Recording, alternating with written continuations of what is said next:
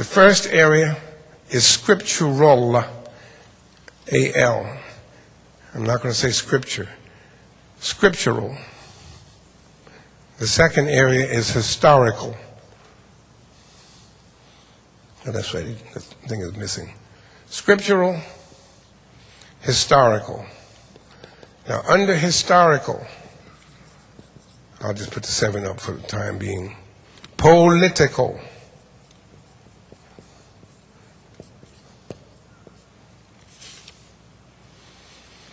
Theological. Theological dissonance.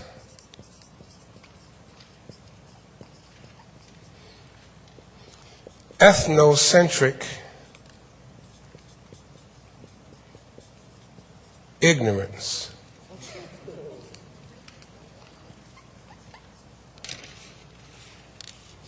Fundamentalism.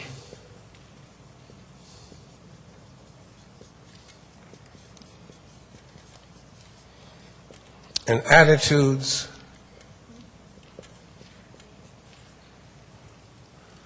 about Africa and Africans and vice versa, how Africans view those who have these attitudes about them. Number 5 is ethnocentric ignorance. Scriptural. The first, and we mentioned this yesterday in the leaders' training session, the first difficult hurdle for Christians and Jews and Muslims to come to grips with is the fact that your sacred scripture, and when we say, that's why I put scripture, well, your sacred scripture is not the only sacred scripture. The Hebrew Bible, pardon me? Oh. The Hebrew Bible, and the Talmud, which is considered sacred literature written by the rabbis. The Hebrew Bible and the Talmud is sacred scripture.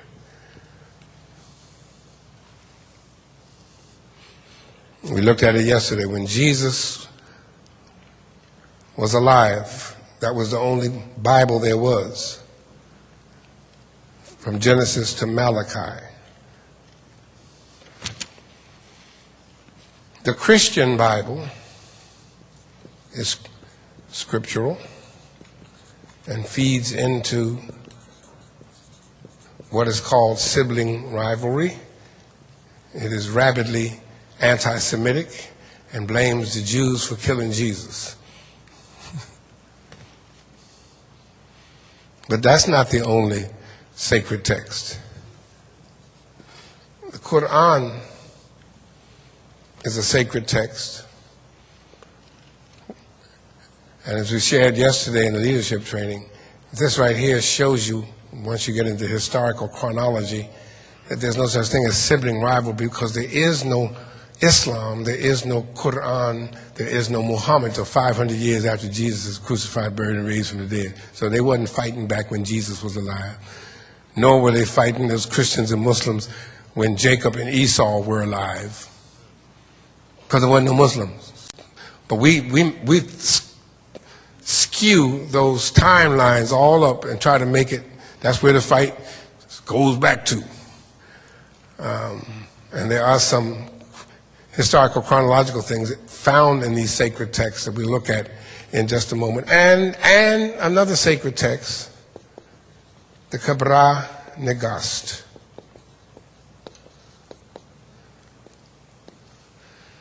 The Kabra Negast. You ought to pick up a copy of that. If we don't have it in the Akiba, we'll try to get you one within the next 2 weeks. William Leo Hansberg translated it and put it back out along with Joseph Harris. The Kabra Negast is the sacred scripture, the sacred text of the Orthodox Ethiopian. both the Ethiopian Christians and the Falashim, the Ethiopian Jews. In your sacred text, and we talked about this yesterday, this is where you get the word Judeo, Jewish, from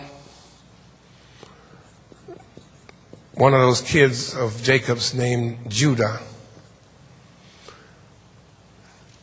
Now, we're going to stick with Scripture for just a minute, which is a very different narrative from scientific historical study.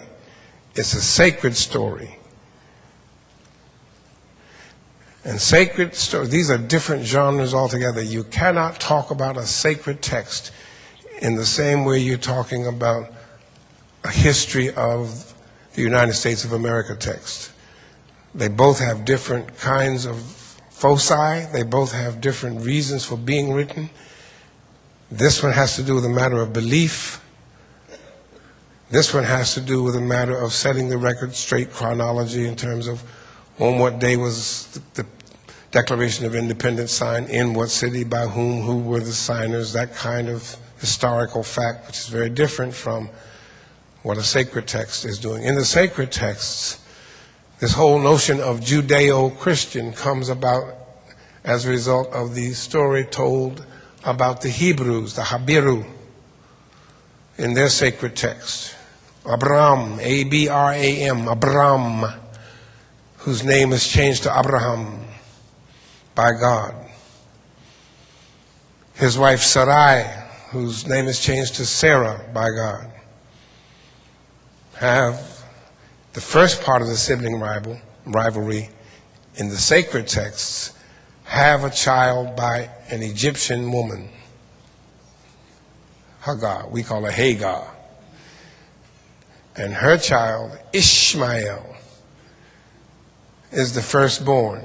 Now, in terms of sacred texts and in terms of the culture, in these scriptural milieu that produce the Bible and the Quran, there's something called primogeniture, the firstborn. The firstborn, just like your firstborn, has the rights to everything. Reggie is the firstborn of Reggie.